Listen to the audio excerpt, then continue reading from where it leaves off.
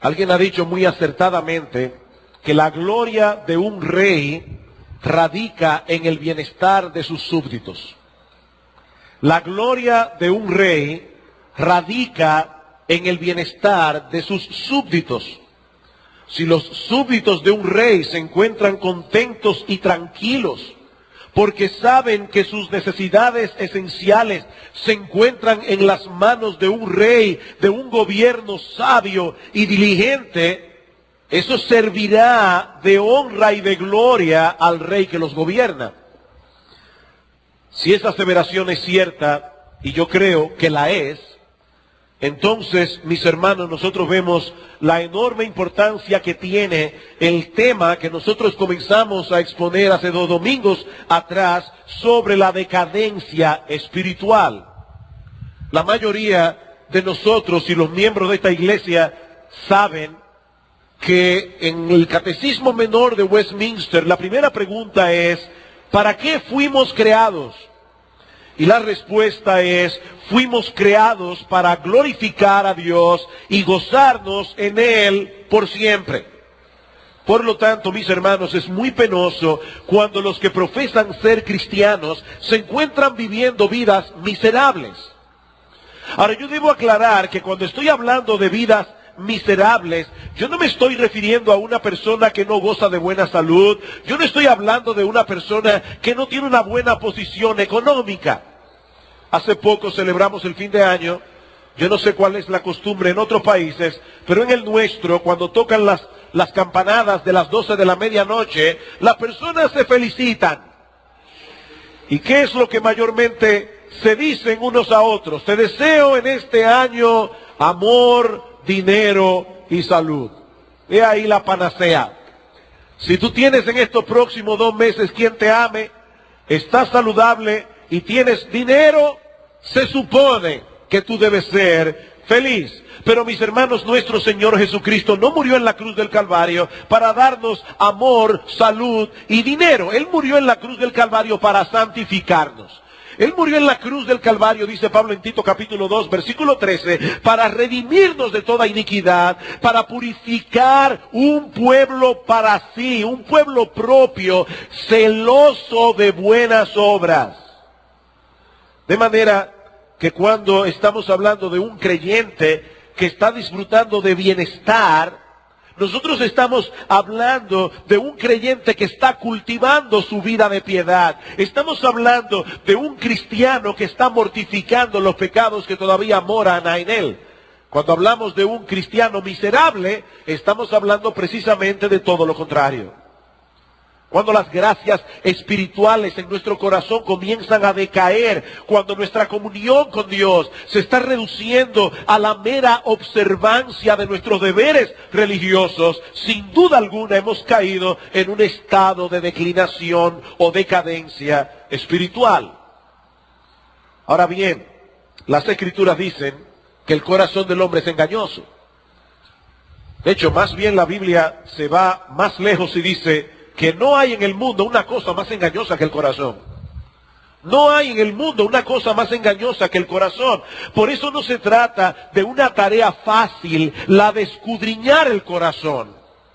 Y más aún tomando en cuenta la tendencia que todos tenemos a justificarnos a nosotros mismos. El pecado nos engaña y nosotros nos justificamos. No es fácil para un creyente examinar su corazón. Es por esa razón que muchos cristianos comienzan a declinar en su fe sin darse cuenta. Y cuando vienen a despertar, ya están sumidos en una condición espiritual deplorable. A los ojos de todo el mundo, las cosas con ese creyente parecen que están marchando bien. Y aún el mismo creyente puede pensar que su vida espiritual se está desarrollando con normalidad. Cuando lo que está sucediendo en realidad es que ese creyente ha comenzado un camino descendente. Ese creyente ha comenzado a alejarse del Señor y a declinar espiritualmente. A la luz de esa realidad, toda persona que profesa ser cristiana Toda persona que dice haberse arrepentido de sus pecados y haber depositado su fe en Cristo debe saber diagnosticar en una forma adecuada cómo está su alma en realidad delante de Dios, no delante de los hombres.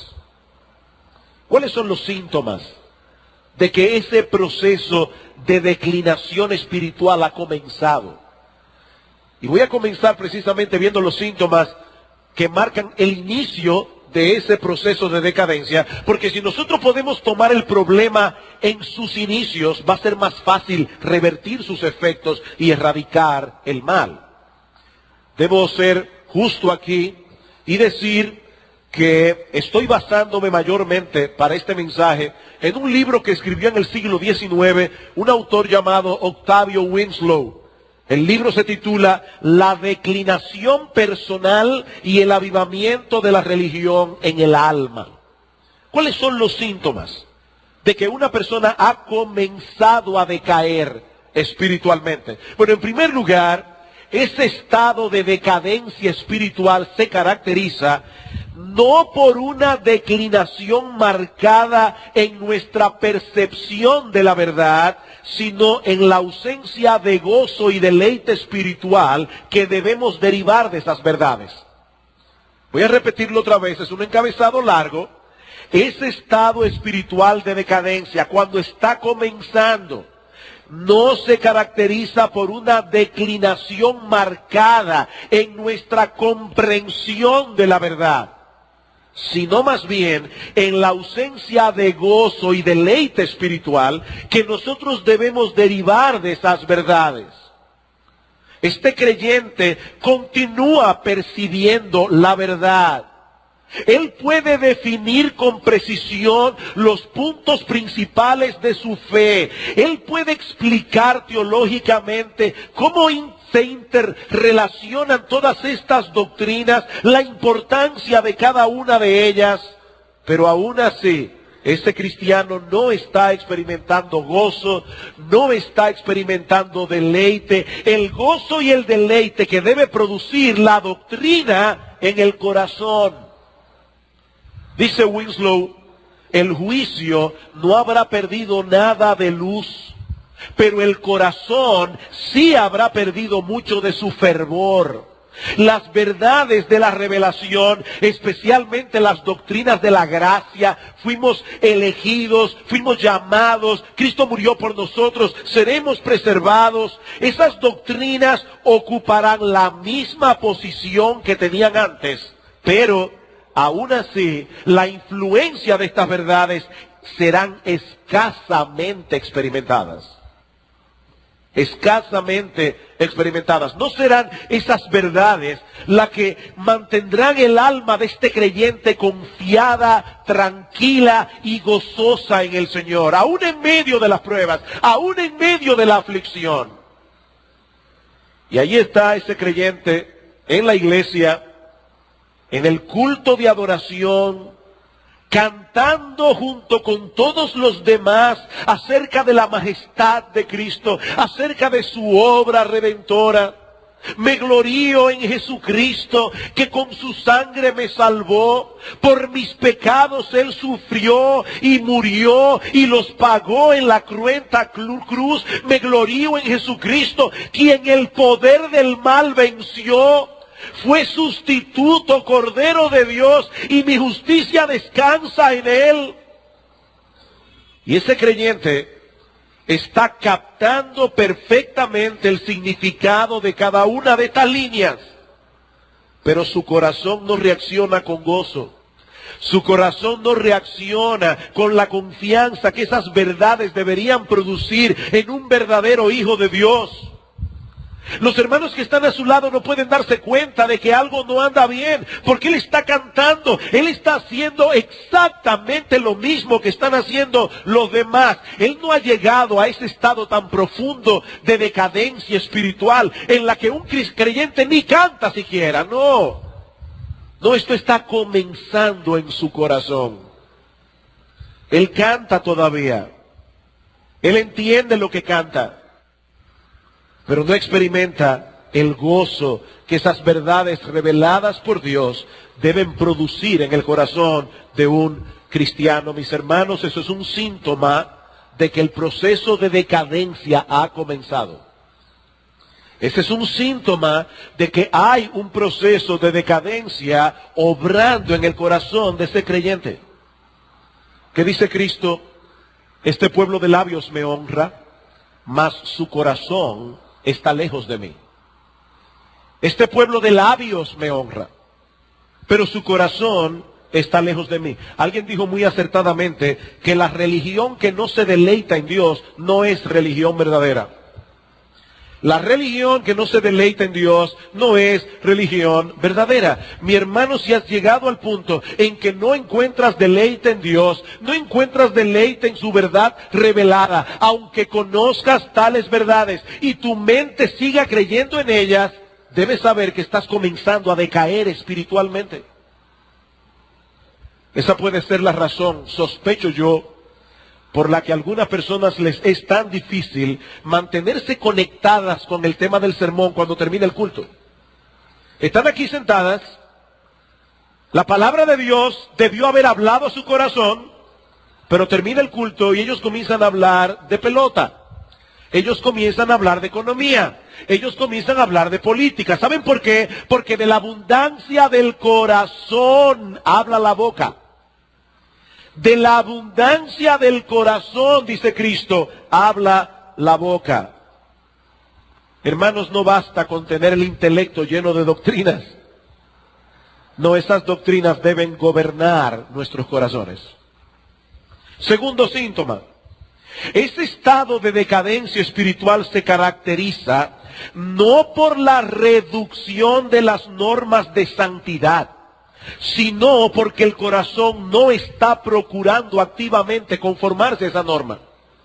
Repito, ese proceso de decadencia en sus inicios no se caracteriza porque el individuo reduce las normas de santidad que él ya conoce, sino más bien porque su corazón no está procurando activamente conformarse a esa norma de santidad. Noten, mis hermanos, que aquí no estamos hablando de un individuo que abierta y atrevidamente a lo bueno le llama malo y a lo malo le llama bueno, como dice el profeta Isaías.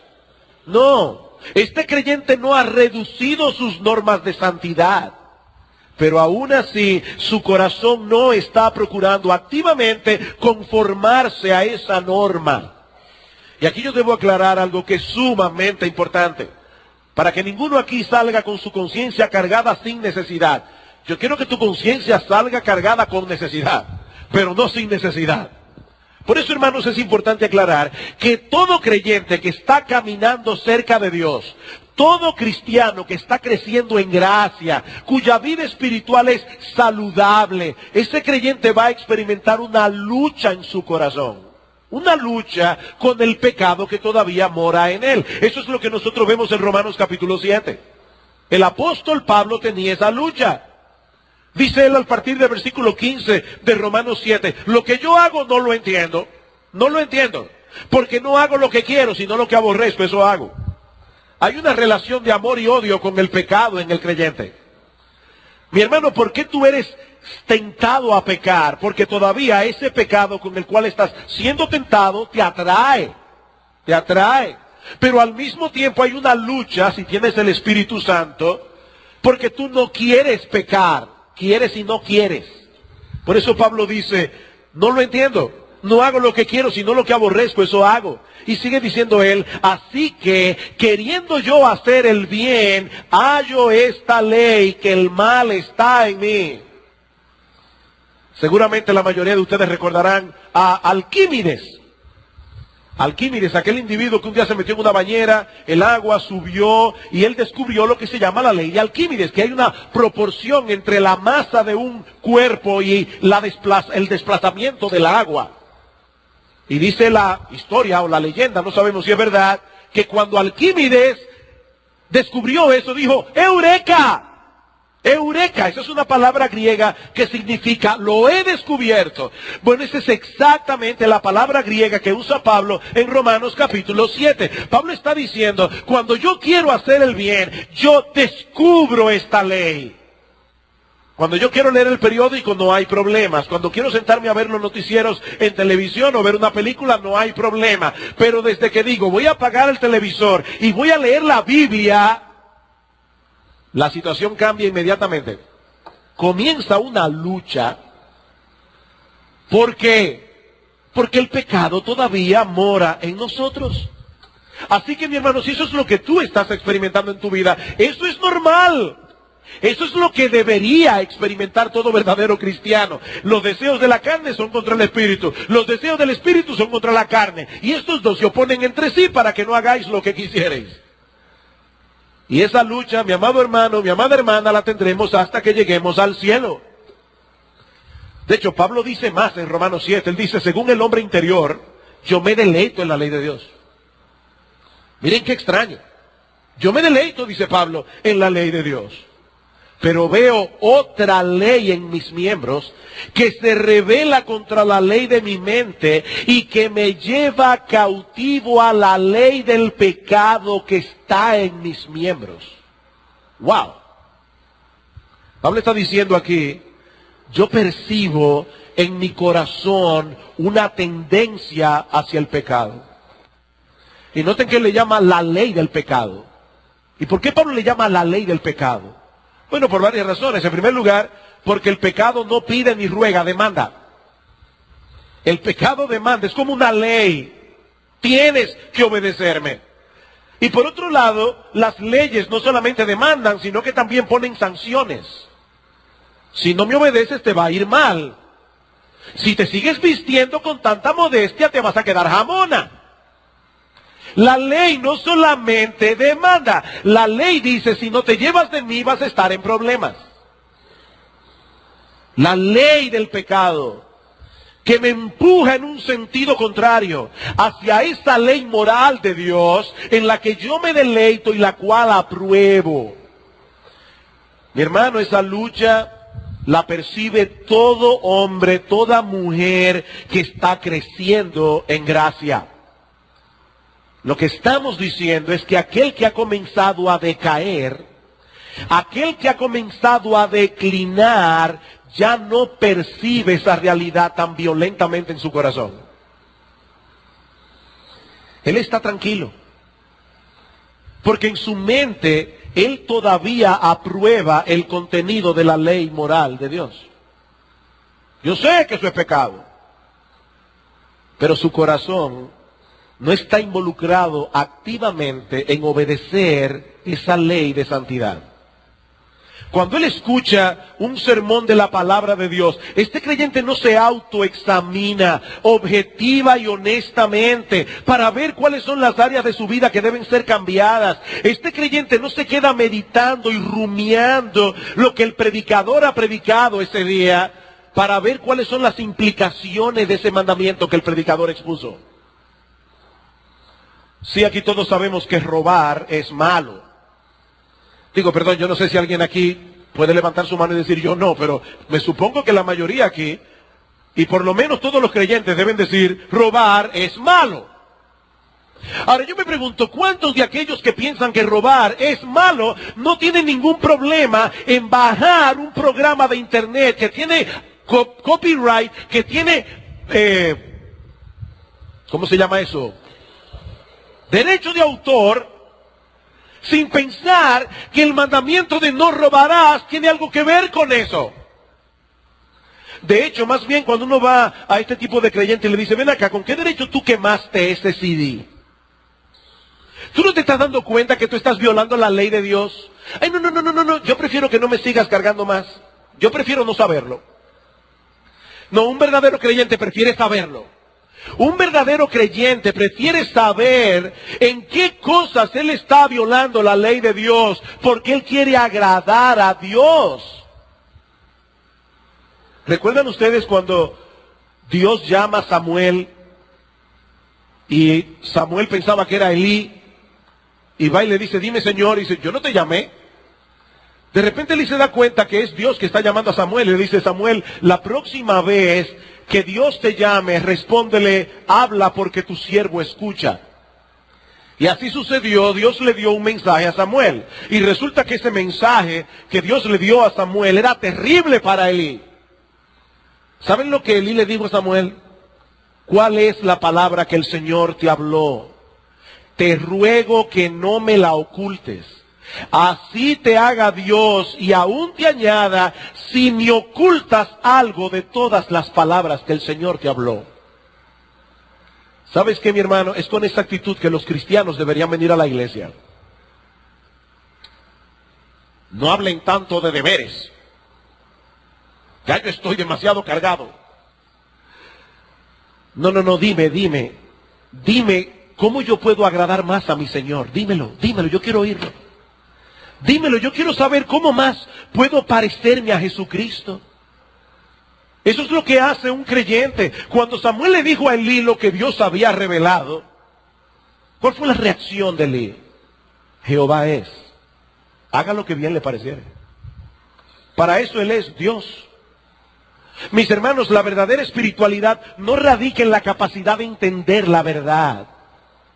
La verdadera espiritualidad no radica en la capacidad que un hombre tenga de predicar la verdad.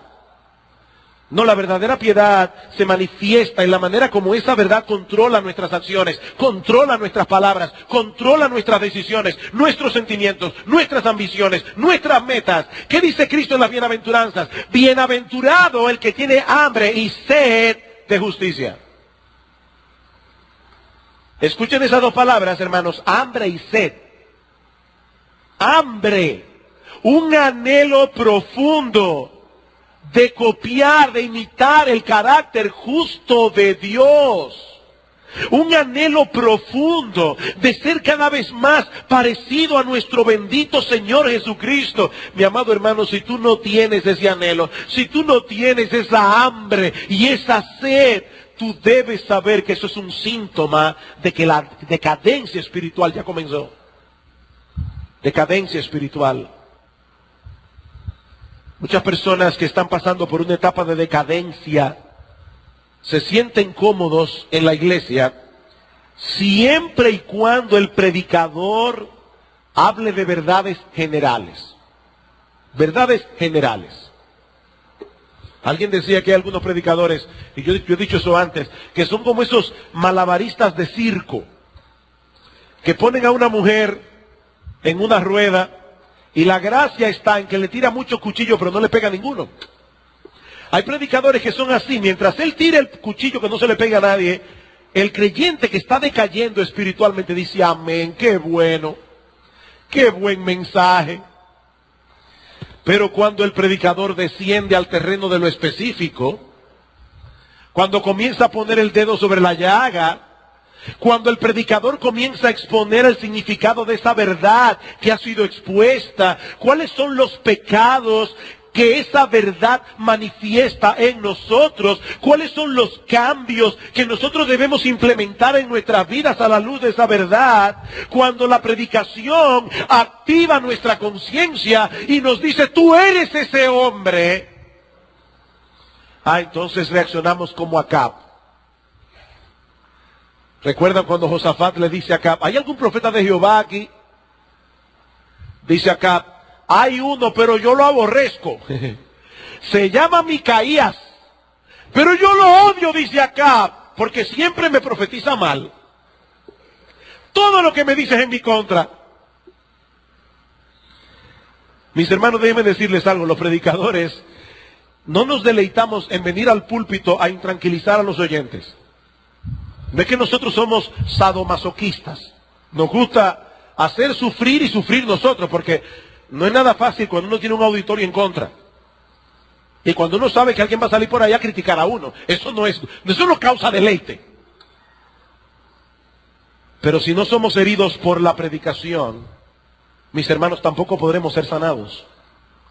Si no somos heridos por la predicación, no podremos ser sanados. Es únicamente cuando el mal es expuesto, cuando nosotros vamos a Cristo, procurando que su sangre nos continúe limpiando de todo pecado. ¿Qué hemos visto entonces?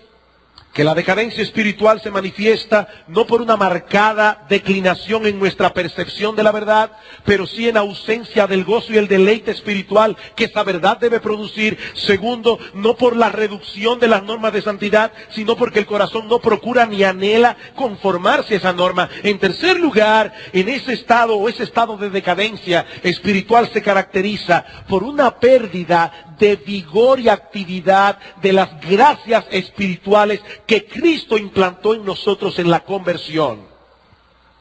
Suena muy complicado, no es nada complicado. ¿Cómo se manifiesta la declinación? Por una pérdida de vigor. ¿Saben lo que es eso, verdad? Cuando tú llegas a tu casa cansadísimo, sin fuerzas, eso es una pérdida de vigor físico. Bueno, lo que estamos diciendo es que la decadencia se caracteriza por una pérdida de vigor y de actividad. El que no tiene vigor prefiere sentarse a descansar de las gracias que Cristo implantó en nosotros en la conversión. En 2 de Pedro capítulo 1, los versículos 3 y 4, Pedro nos dice que los creyentes hemos sido hechos partícipes de la naturaleza divina. ¿Pero eso qué significa? Bueno, obviamente eso no significa que al convertirnos Dios nos convierte en mini dioses. No, nosotros no somos dioses en miniatura. Lo que Pedro está diciendo es que el cristiano es una persona en quien Dios ha implantado o ha plantado, si prefieren pensarlo así, aquellas características divinas que son las que conforman la vida de piedad. En palabras más simples, un cristiano no es una persona a quien le han perdonado todos sus pecados, meramente. Todos los pecados le han sido perdonados, pero esa no es toda la historia. Lo que Pedro dice en el texto es que todas las cosas que pertenecen a la vida de piedad, que son propias de la vida de piedad, han sido implantadas en el alma de ese individuo. Por lo tanto, el verdadero creyente está llamado a manifestar esas características de piedad en un grado o en otro. Estas características que llamamos gracias espirituales del alma. Cuando el creyente está creciendo y está desarrollando su vida espiritual, esas gracias están vigorosas y activas. De tal manera que nosotros podemos ver en ese creyente los frutos del Espíritu, o el fruto del Espíritu: amor, gozo, paz, paciencia, benignidad, bondad, fe, mansedumbre, templanza o dominio propio. Pero tan pronto entramos en un estado de decadencia espiritual, esas gracias se debilitan. Esas gracias disminuyen su vigor y su actividad. ¿Y saben cuáles son los momentos en los que Dios nos hace ver que eso ha empezado a suceder? Cuando estamos en problemas. Cuando Él nos mete en el horno de la aflicción. Allí es que se ve. Un creyente que está atravesando por un periodo de decadencia no está preparado para recibir los embates de vivir en un mundo caído. Mis hermanos, ¿por qué muchos creyentes reaccionan con amargura? ¿Por qué muchos creyentes reaccionan con resentimiento cuando alguien los ofende? O cuando él se siente ofendido, porque hay personas que se sienten ofendidos y que nadie los haya ofendido. Es una interpretación. Pero ¿por qué ocurre eso? Porque las gracias de la humildad, la gracia de la mansedumbre, la gracia del dominio propio se encuentran terriblemente debilitadas.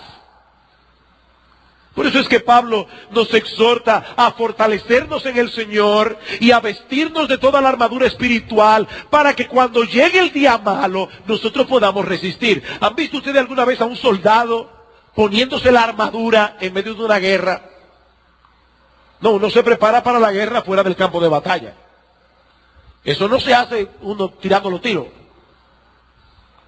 Bueno, lo que Pablo dice es: fortalécete en el Señor. Vístete de toda la armadura, porque el día malo va a venir. Eso escríbelo. el día malo vendrá. Y si tú estás declinando espiritualmente, tú no vas a estar preparado para eso. No estás preparado. Son esos creyentes que tienen una lista de contabilidad larga. Ellos no saben perdonar. Ellos no saben olvidar. Ellos no saben lo que es cubrir algo con un manto de amor. ¿Por qué? Las gracias que Dios implantó en nosotros han perdido su vigor. Estás declinando espiritualmente. En cuarto lugar, ese estado de decadencia espiritual se manifiesta cuando leemos la Biblia, pero no con un sincero deseo de conocer la mente de Dios para obedecerle y agradarle, sino por una mera costumbre o para satisfacer un anhelo intelectual. Repito, ese estado de decadencia espiritual cuando está comenzando, porque cuando ya está desarrollado ni lee la Biblia. Pero estamos hablando aquí de una persona que todavía lee la Biblia. Todavía la lee, pero no con un sincero deseo de conocer la mente de Dios, para obedecer a Dios, para agradar a Dios, sino por una mera costumbre o por un anhelo de satisfacer el hambre intelectual. ¿Saben una cosa, mis hermanos? La lectura de la Biblia es un termómetro. Cuando tú no sabes si tienes fiebre, te sientes como con un poco más de frío que de lo costumbre, ¿qué tú haces? Buscas un termómetro. Porque a veces no basta con ponerse la mano en la frente, ¿verdad? Hay que buscar un termómetro. Bueno, lo que estamos diciendo es que la lectura de la Biblia es un termómetro en la vida de un cristiano. Si leemos poco la Biblia, es indudable que estamos atravesando por un periodo de decadencia espiritual. Pero aquí estamos hablando de un síntoma más sutil. Nos referimos a una persona que todavía lee la Escritura con cierta regularidad, pero sin poseer la profunda y solemne convicción de que toda la Escritura es inspirada por Dios y por esa misma razón es útil para enseñar, para redarguir, para corregir, para instruir en justicia. Un creyente puede leer regularmente la Biblia y aún así no estar gustando de ella espiritualmente. Su lectura no lo mueve a Dios en oración. Su lectura no lo mueve a atesorar la palabra en el corazón. No lo lleva a practicar lo que ha leído. Sus promesas no lo consuelan en la aflicción. Sus advertencias no lo llenan de temor. Sus mandamientos no lo llevan a la obediencia. Mi hermano, mi hermana, si esto es así en tu vida, obviamente has comenzado un proceso de decadencia espiritual. Déjenme darles una ilustración en el mundo físico, de la cual lamentablemente yo sufro a menudo. Vengo desde hace meses luchando con una sinusitis terrible. Cuando uno tiene las fosas nasales tapadas y tú no puedes ejercer el sentido del olfato libremente, eso también te va a afectar con la comida, porque hay una relación entre el olfato y el gusto. Cuando tú estás tapado, como decimos nosotros, tú tampoco gustas del todo de la comida que te estás comiendo. Pues eso mismo ocurre a nivel espiritual, cuando un creyente está enfermo del alma. Él sigue comiendo la lectura de la Biblia, pero sin provecho, sin percibir su sabor. La Biblia se ha convertido para este cristiano en un libro insulso. Él ya no se goza en eso. Hermanos, hay una relación directa entre el pecado y el deseo por la Biblia. Hay una relación directa. Escuchen lo que dice Pedro, Primera de Pedro capítulo 2. Primera de Pedro capítulo 2, versículos 1 y 2. Dice Pedro, desechando pues toda malicia, todo engaño, hipocresía, envidias y todas las detracciones, desead como niños recién nacidos la leche espiritual no adulterada. Y está hablando de la Biblia. ¿Han visto ustedes cómo desea la leche un niño recién nacido? Y déjenme decirles que aquí no está hablando de un recién convertido. Este texto no se escribió para recién convertidos. Este texto está diciendo que todo cristiano, en toda época de su vida, si está bien y saludable espiritualmente, va a desear la leche espiritual como el niño recién nacido desea la leche de su madre. Eso es lo que está diciendo. Hay una relación entre una cosa y otra. Déjame hacerte una pregunta. ¿Todavía lees la Biblia con regularidad?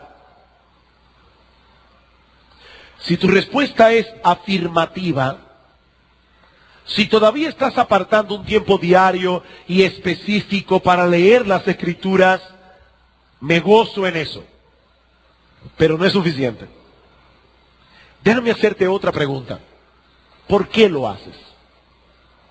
¿Por qué lo haces? ¿Es porque deseas conocer más profundamente a tu Señor? ¿Hacer más su voluntad? ¿Es porque deseas parecerte cada vez más al Señor Jesucristo? Pablo oraba por los creyentes de Colosas y Pablo pedía sin cesar que ellos fuesen llenos del conocimiento de la voluntad de Dios en toda sabiduría e inteligencia espiritual, dice Colosenses 1:9. Ahora, ¿cuál era el propósito por el que Pablo pedía esto? ¿Es que acaso Pablo estaba interesado en aumentar el cúmulo de conocimiento doctrinal de estos hermanos? No. Escuchen lo que él sigue diciendo. Para que andéis como es digno del Señor, agradándole en todo, llevando fruto en toda buena obra y creciendo en el conocimiento de Dios. Mi pregunta ¿es con ese propósito que tú lees la Biblia? ¿Es con ese propósito? ¿O lo haces más bien por costumbre? ¿O por acallar la voz de tu conciencia? Ya leí. Y cuando te preguntan en la noche, ¿qué leíste? Mira, yo sé que está en el Nuevo Testamento. Ya se evaporó. En un momento de la historia de Israel, Dios reprendió duramente a su pueblo. ¿Saben por qué? Dice el profeta Isaías 58, clama a voz en cuello, no te detengas, alza tu voz como trompeta, anuncia a mi pueblo su rebelión y a la casa de Jacob su pecado. Y uno dice, uy, ¿y cuál fue el pecado? ¿Cuál fue la rebelión que llevó a Dios a amonestar tan severamente a su pueblo? Escuchen ahora el resto. Que me buscan cada día y quieren saber mis caminos como gente que hubiese hecho justicia y que no hubiese dejado la ley de su Dios. Externamente, estos hombres estaban procurando conocer la voluntad de Dios. Diariamente inquirían acerca de los caminos de Dios, pero en realidad se habían olvidado de su ley. Mis hermanos, ¿es posible estar ocupados regularmente en la lectura de la Biblia? Cada día lo hacían estos hombres, cuando en realidad, en una forma práctica, hemos puesto a un lado la ley de Dios. Sus promesas ya no son nuestros consuelos en el consuelo en el día de la aflicción. Sus advertencias no nos hacen temer. Sus mandamientos no nos mueven a la obediencia. Este creyente no puede decir con toda sinceridad lo que el salmista dice en el Salmo 119. En tus mandamientos meditaré, consideraré tus caminos, dame entendimiento y guardaré tu ley y la cumpliré de todo corazón. Me regocijaré en tus mandamientos, los cuales he amado. Alzaré asimismo mis manos a tus mandamientos que amé y meditaré en tus estatutos. Obviamente, para este cristiano, la ley moral de Dios no era una camisa de fuerza. Y saben una cosa, muchos cristianos ven la ley de Dios de esa manera. No, la ley de Dios no es una camisa de fuerza. ¿Saben lo que dice el salmista en el Salmo 119? Andaré en libertad porque guardé tus mandamientos. Andaré en libertad porque guardé tus mandamientos. La ley moral de Dios es el camino de la gente libre. ¿Saben para qué Dios nos libertó del pecado? Precisamente para que ahora, libre y deleitosamente, nosotros podamos obedecer la ley de Dios. ¿Qué dice Cristo? El más libre de los hombres. Mi comida es hacer la voluntad del que me envió. Esa es mi comida. De eso es que yo me alimento. Pero cuando un cristiano actúa irreflexiblemente, sin preocuparse mucho por lo que Dios dice en su palabra, acerca de esto, acerca de aquello, sin examinar qué piensa Dios acerca de este aspecto de la vida o de este otro aspecto, cuando no busca consejo de nadie, o busca consejo en aquellos que él sabe que le van a decir lo que él quiere oír, cuando un creyente está así, no hay duda, está declinando espiritualmente. Eso no depende de que yo hable mucho que el Señor, el Señor, el Señor. Miren, déjenme decirles algo. En los casi 30 años que tengo siendo pastor, yo he visto a mucha gente tener el nombre de Dios en su boca todo el tiempo y estar en una decadencia espiritual. Eso no depende de nuestro lenguaje. Eso depende de nuestra conducta. Hay creyentes que parece que su principal preocupación es saber ¿qué es lo más cerca que pueden acercarse al precipicio sin caerse? Ese es el tipo de creyente que para todo pregunta, ¿y qué tiene eso de malo? Yo no puedo decir esto dogmáticamente, pero miren, aquella persona que pregunta demasiado ¿qué tiene eso de malo? Probablemente está declinando espiritualmente. El creyente que tiene salud espiritual lo que pregunta es ¿qué tiene de bueno? ¿Qué tiene de bueno? ¿Me va a acercar eso a mi Señor? ¿Me va a hacer parecerme más a mi precioso Salvador? Entonces no me interesa. No me interesa. En quinto lugar, ese estado de decadencia espiritual se manifiesta cuando oramos escasamente o en una forma inadecuada. Ese estado de decadencia espiritual se manifiesta cuando oramos escasamente o en una forma inadecuada. Así como la lectura de la Biblia es un termómetro para la vida espiritual, así también la oración. La oración, cuando el creyente ha decaído en la frecuencia en su vida de oración o cuando ora lo hace inadecuadamente, esa es una señal de decadencia. ¿Y cómo es eso de orar inadecuadamente? Bueno, déjame hacerles otra pregunta. ¿Qué sucede, hermanos, cuando un creyente está caminando más cerca de Dios? Cada vez más cerca de Dios.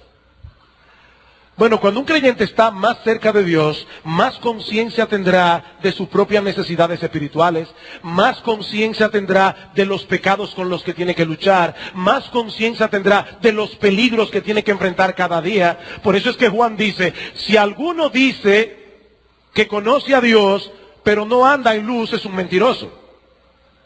No, el que conoce a Dios anda en luz. Ahora, andar en luz no es ser perfecto. Andar en luz no es equivalente a andar sin pecado.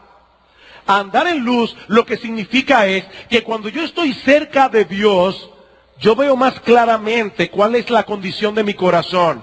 A mí me molesta mucho que mis lentes estén empañados y los limpio muy a menudo. Bueno, cuando yo voy a limpiar mis lentes, yo no los limpio así, yo los limpio así. ¿Por qué? Porque no es sino hasta que yo veo el cristal a través de esa luz que puedo ver más claramente cómo está el lente, cómo está el cristal. Bueno, déjenme explicar el proceso de 1 de Juan capítulo 1, versículos 5 al 10. Dice Juan, el que anda en luz confiesa sus pecados. Y al confesar sus pecados es limpiado de toda maldad. Y al ser limpiado de toda maldad está más cerca de Dios. Por lo tanto tiene más luz. Por lo tanto ve ahora más cosas que antes no veía. Y así hasta que lleguemos al cielo. Cuando un creyente anda en luz, él ve tan claro que él no tiene que estar buscando en su mente, ¿y qué más le voy a decir a Dios? Ya oré 5 minutos y se me acabaron los temas. Aunque yo debo aclarar también, hermanos, que Dios no es un ser que está en el cielo con un cronómetro. Oró solo 5 minutos, no le voy a responder su oración. Dios no es así. Hay momentos en que no podemos orar más de 1 minuto. Hay momentos en que lo único que podemos hacer es enviar una llamada al cielo de auxilio. Y Dios hasta eso lo oye.